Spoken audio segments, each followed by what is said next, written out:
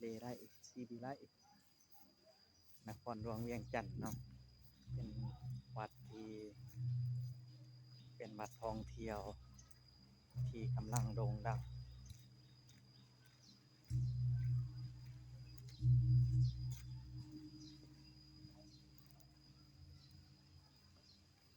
ชาวนครหลวงเวียงจันทน์นะเพิ่นจะลังมา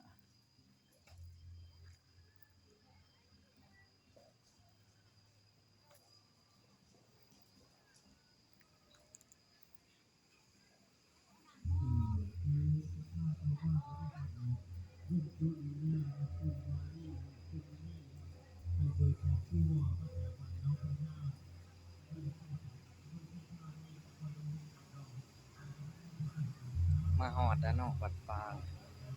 เลไล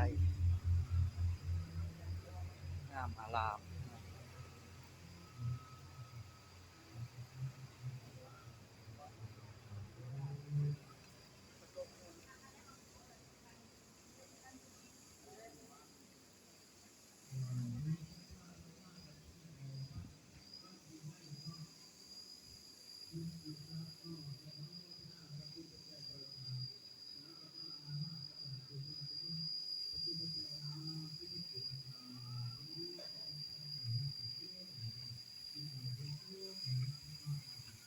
ป่าเลไลซีละ